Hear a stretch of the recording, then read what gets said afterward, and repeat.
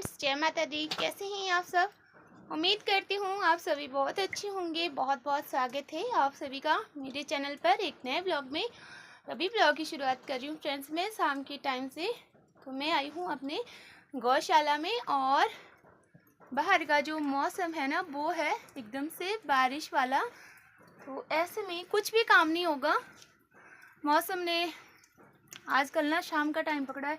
कल भी शाम को बारिश हुई और अभी भी शाम को बारिश लगी है। ये देखिए बाहर कितनी तेज बारिश है कि दरवाजे के पास ना पानी इतना है। मैं दरवाज़ा खोल रही थी ना तो मैंने बड़ी मुश्किल से दरवाज़ा खोला इसको। और मैं आ चुकी हूँ गौशाला में काऊ मिल्किंग करने। और मुझे ना आप सभी लोगों से कुछ बहुत ज़रूरी बात करनी है। प्लीज़ वीडियो को बिना स्किप किए हुए आप देखिएगा। और क्योंकि अब बहुत हो गया और बोलना ही पड़ता है। अगर नहीं बोले ना तो चुप भी नहीं रह सकते हम। इसलिए मैंने सोचा है कि रोज़ रोज़ बोलने से अच्छा है मैं एक ही बार बोल दूं। तो चलिए पहले तो कर लेते हैं काऊ मिल्किंग। तो यहाँ पे मैंने इसके थानों को पहले ही धो लिया था और उसके बाद में मैं फटाफट से लग गई थी इसकी काऊ मिल्किंग करने। क्योंकि फिर ये ना जो इसको खाने को दिया है इसको ये जल्दी जल्दी खा लेती है और उसके बाद में फिर ये दूध उतारना बंद कर देती है। तो जो भी था इसके वो मैंने आधा सूट नहीं किया। और अभी ना ये कहीं गिल्ली जगह में लेटी हुई थी। हालांकि आप मेरे पीछे देख रहे हो ना सूखा सूखा है तो ये चील की पत्तियां हैं। पर ये पता नहीं किस साइड को सूखी होगी जिसके कि इसकी पिछली टांग में ना गिल्ला गिल्ला सा लग गया है। और आजकल मुझे अच्छा नहीं लगता अगर मेरी बस ना कहीं गिल्ले पे रह जाए तो ये बड़ा अजीब जैसा लगता है हमारे लिए भी और इन बेचारों के लिए भी। अभी फटाफट से कर लेते हैं काऊ मिल्किंग।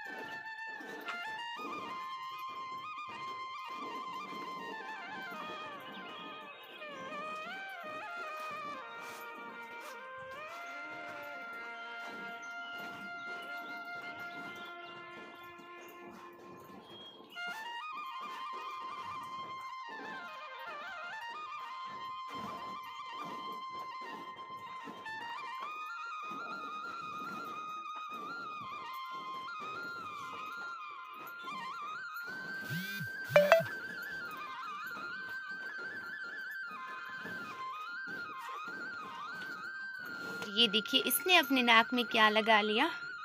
वही फीड चोकर ना जो मैंने इसको खाने को दी थी। और ये घास इसने ना कुछ खाई है कुछ नहीं खाई है। और इसके नीचे ना जो मैंने चील की पत्तियां बिछाई थी वो अब इसने ना सूखी की सूखी रखी हुई है, गीली नहीं की हुई है। इसको पता था कि बाहर बारिश हो रही है ना गौ माता। और अगर शाम के टाइम गीली होगी तो फिर कैसे लाएगी मेरी मालकी। पता था तेरे को हैं? पता था रे। ये नोजी में क्या लगाया इधर हैं? क्या लगा ये नोजी में? ढंग से नहीं खा सकती हैं? किसने धोना तेरा मुंह है? मुंह कौन धोएगा तेरा अब हैं? ढंग से खाया करना। तो काऊ मिल्किंग होगी यहाँ पे और अब मुझे नीचे वाली गौशाला में जाना है। वहाँ भी करूँगी काऊ मिल्किंग पर पहले गौरों को साथ में ले चलती हूँ। तक मैंने एक गौशाला की काऊ मिल्किंग करके निपटाया ना तब तक बारिश तो बंद होगी। पर ना आजकल कीचड़ कीचड़ हो जाता है चारों तरफ जैसे ही बारिश होती है। और चलिए गौरू आपकी मम्मी आपको याद कर रही है क्योंकि इसकी मम्मी इसके बिना दूध नहीं देती है। तो चलते हैं चलो। ये देखो इतना बड़ा हो गया है फिर भी सेम सेम दूध पीता है ना। इसको शर्म ही नहीं है ना गौरू। इतना बड़ा हो गया सेम सेम करो इसकी। ये अपनी मम्मा का दूध पीता है ना गौरव? गले के नीचे क्या कर रही है? गले मिल रही है। और ना आजकल वैसे भी बरसात का मौसम है, तो हम ना अपने पशुओं के नीचे ये देखिए जो सूखी चीड़ की पत्तियाँ होती है ना, उनको बिछा करके रखते हैं ताकि इनको ना सोने के लिए कोई मुसीबत ना हो। तो काऊ मिल्किंग हमने कर लिया और ये देखिए यहाँ पे द्वारपाल महाराज खड़े हैं दरवाजे के पास, क्योंकि इसको पता है बाहर नहीं जा रही है। देखिए कितनी धुंध पड़ गई ना बाहर और इतनी तेज़ बारिश लगी है, और इसको पता है कि बाहर लगी है बारिश तो दरवाजे के बाहर नहीं जा रही है, और अगर बारिश नहीं होती ना तो मुझे दरवाज़ा बंद करके काऊ मिल्किंग करनी पड़ती। अभी काऊ मिल्किंग होगी और बाल्टी। अब चलते हैं अपने रसोई की तरफ।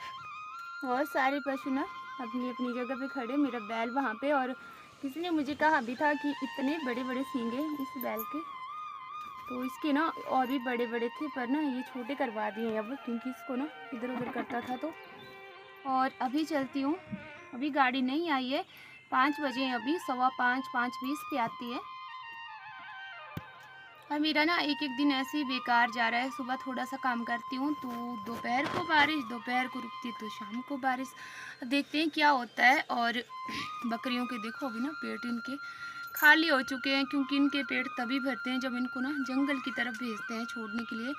और हाँ, मुझे किसी ने ना वीडियो पे कमेंट करा था परसों भी, और कल वाली वीडियो पे भी सेम वही कमेंट था।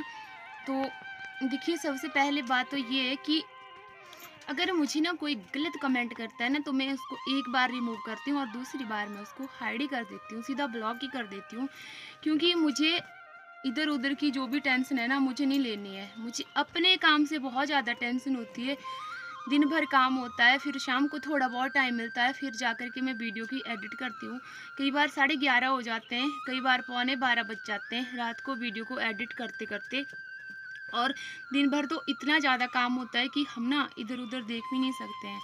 हाँ, थोड़ा बहुत मैं फ़ोन ये चेक करती रहती हूँ कि किसी ने कुछ मुझे गलत तो नहीं कहा या गलत तो नहीं लिखा।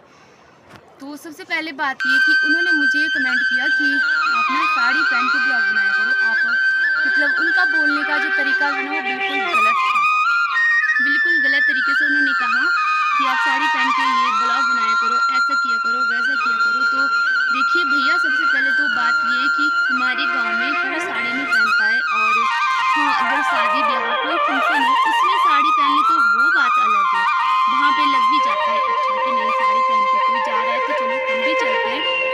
और हम अपना ना जो हमारा डेली का गाँव की जो लाइफ स्टाइल होती है ना वो दिखाते हैं। मैं अपने ब्लॉग में सादे सिंपल से ब्लॉग होते हैं, बिल्कुल नॉर्मल सी लाइफ है, मेरी सिंपल सी लाइफ है, वही मैं आप लोगों के साथ में शेयर करती हूँ।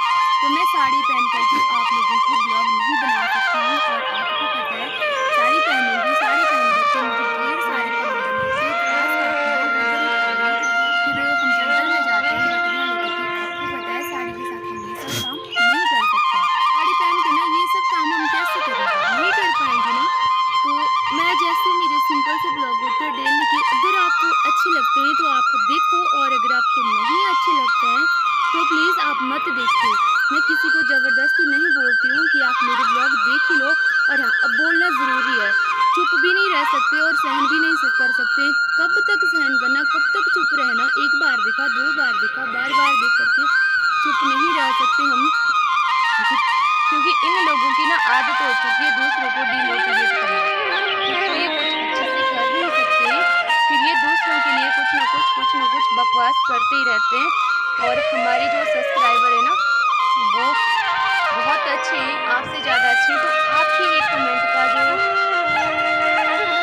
कोई मायने नहीं रखता है, ठीक है। फिर मैं बोल रही हूँ, अगर आपको ना साड़ी पहना करके ब्लॉग बनवाने हैं तो मेरे पास भी सिंपल सा जवाब है, मैं क्या बोल सकती हूँ, ठीक है। बट मैं नहीं बोलूँगी, क्योंकि मुझे ना बैक गाली देना नहीं सिखाया है। और अगर मैं भी तुम्हारे को गाली लग दूँगी तो मेरे और तुम्हारे में ना कोई फ़र्क नहीं रह जाएगा। सही बात है, हम दोनों ना एक समानी बन जाएंगे।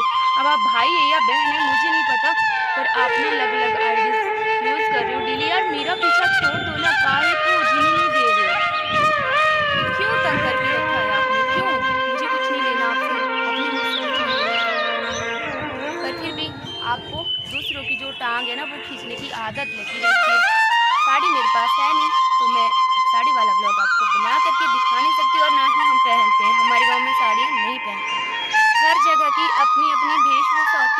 अपना रिवाज होता है, अपना अपना कल्चर होता है। मेरा जो कल्चर है, जो मेरा रिवाज है, मैं उसी में आप लोगों के सामने आती हूँ और वही आप लोगों को दिखाती हूँ।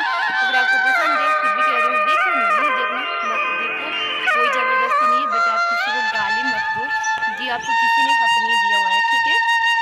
तो अब आप समझ गए होंगे, दोबारा आप कमेंट नहीं करोगे, समझदार होंगे आप तो कमेंट नहीं करोगे, ठीक है? और मैं आप जो जैसे लोगों की परवाह नहीं करती हूँ, मैं उनकी परवाह करती हूँ जो मेरे ब्लॉग का डेली इंतज़ार करते हैं। और अगर मेरा ब्लॉग थोड़ा-सा लेट हो जाए ना तो मुझे मैसेज आते हैं कि आपने आज ब्लॉग क्यों नहीं डाला। ऐसे लोग मेरे लिए मायने रखते हैं, ना कि आप जैसे लोग मेरे लिए मायने रखते हैं। आप जैसे लोग मेरे लिए कल भी सिर्फ तुच्छ लोग थे और आज भी तुच्छ है और हमेशा तुच्छ ही रहोगे। शुक्रिया अदा मुझे उन लोगों का जिन्होंने मुझे यहाँ तक पहुँचाया है। आज जो कुछ भी होना, मैं सिर्फ उन लोगों की बदौलत हूँ जिन्होंने मेरा हौसला बढ़ाया है, जो मेरे साथ हर वक्त रहते हैं, हर पल रहते हैं। माता रानी उन सबको ढेर सारी खुशियाँ दे। करते हैं आज के ब्लॉग को यहीं पे एंड, फिर मिलते हैं नेक्स्ट ब्लॉग में।